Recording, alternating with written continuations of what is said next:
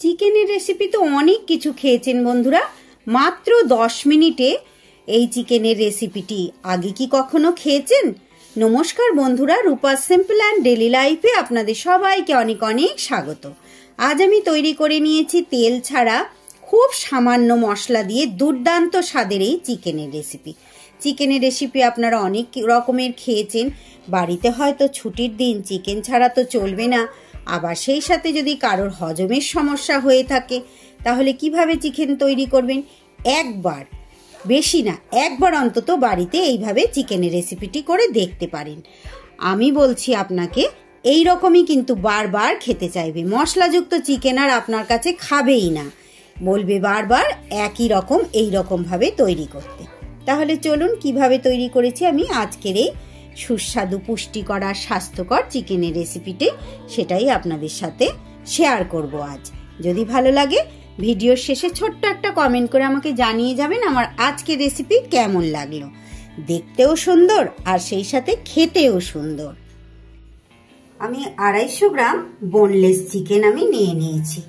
আমি কিন্তু খুব ভালো করে পরিষ্কার করে চিকেন ধুয়ে এইভাবে ছোট ছোট টুকরো করে নিয়েছি। যেহেতু তেল ছাড়া রেসিপি করব, তাই যাতে খুব তাড়াতাড়ি সিদ্ধ হয়ে যায় সেই জন্য এইভাবে ছোট ছোট টুকরো করেছি। আপনারা কিন্তু চাইলে এখানে উইথ বোন চিকেনও ব্যবহার করতে পারেন, আর সেক্ষেত্রেও কিন্তু এইভাবে ছোট ছোট টুকরো করে নিতে হবে। যেহেতু তেল ছাড়া তাড়াতাড়ি সিদ্ধর ব্যাপারটা রয়েছে, আমি এই চিকেনের মধ্যে কয়েকটা উপকরণ মিশিয়ে নেব।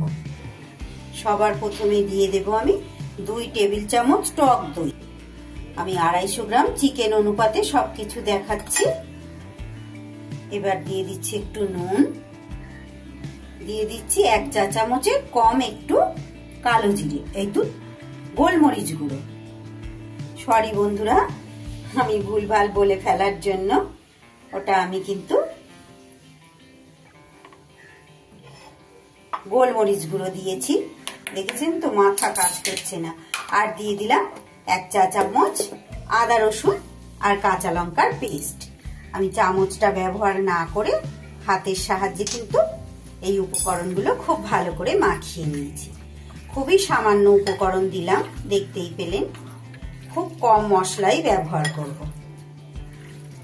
আপনারা সঙ্গে থাকুন বন্ধুরা, আশা করছি প্রত্যেক দিনের মতো আজও ভালো লাগবে।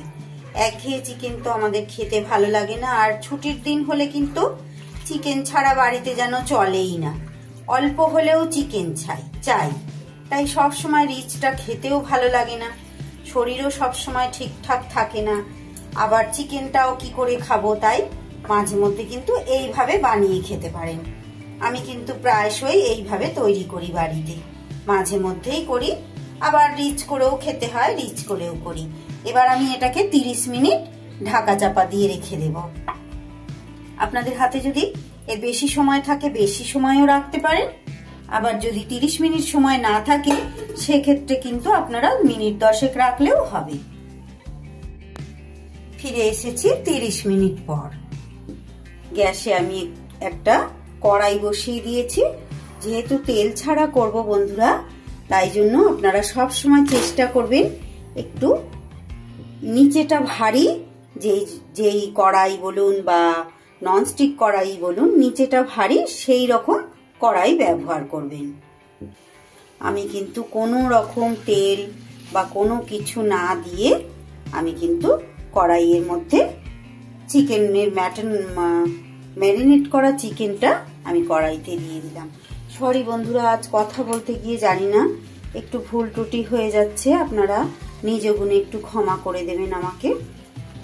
এইবার আমি ম্যারিনেট করে রাখা সেই মশলার বাটিটা 1 চামচের মতো জল দিয়ে ধুয়ে এর মধ্যে দিয়ে দিলাম।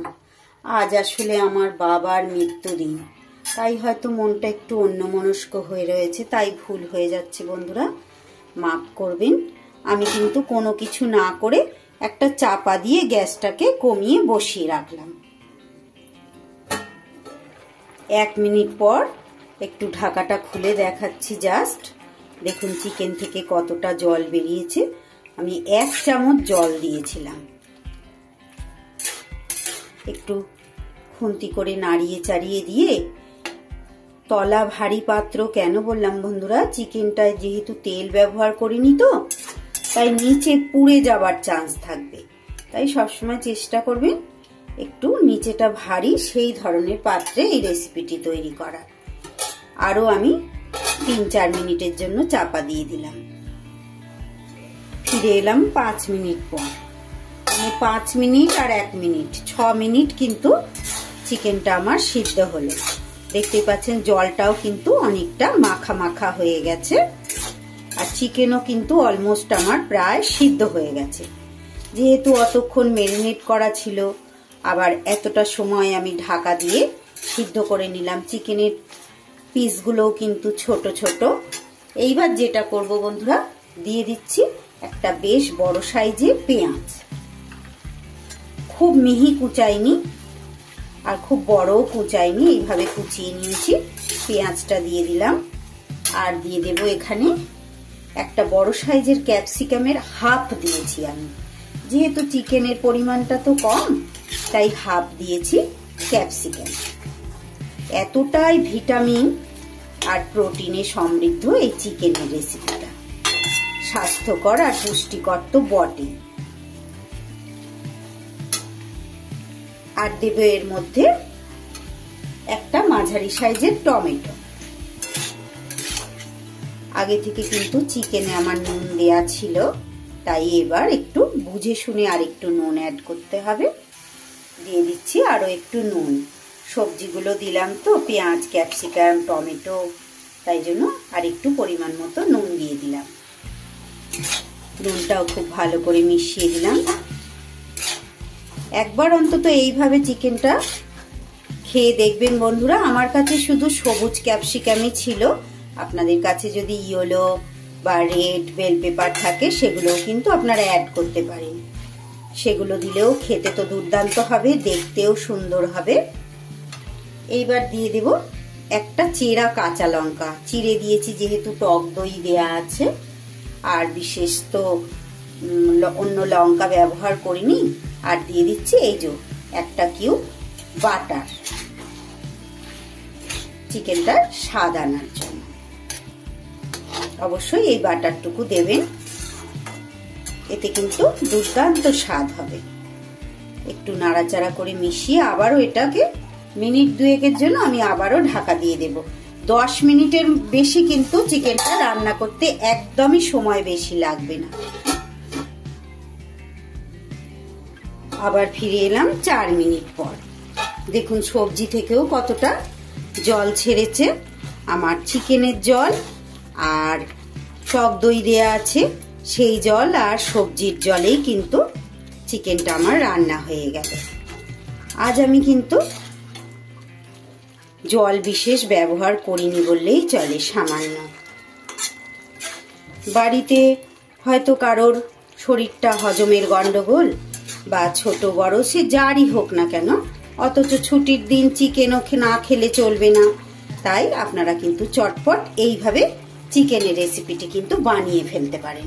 এভাবে চিকেন করলে কিন্তু কোনো সমস্যাই হবে না। আমার কিন্তু অলমোস্ট রেসিপিটি তৈরি হয়ে গেছে। আজ আমি কিন্তু ভাতের সাথেই পরিবেশন করব, যেহেতু দুপুরে বানিয়েছি। আপনারা কিন্তু এটা ডিনারে রুটি পরোটার সাথে, কিংবা শুধু শুধু যারা ডায়েট করেন তারা কিন্তু শুধু শুধু এই চিকেনটা খেয়ে নিতে পারবেন। আর এতক্ষণ পর্যন্ত যেসব বন্ধুরা আমার সঙ্গে রয়েছেন তাদের অনেক অনেক ভালোবাসা, অনেক ধন্যবাদ। নতুন যারা এসেছেন প্লিজ বন্ধুরা আমার চ্যানেলটা সাবস্ক্রাইব করে আমার পাশে থেকে যান। আর হ্যাঁ, একটা লাইক দিতে ভুলবেন না কিন্তু।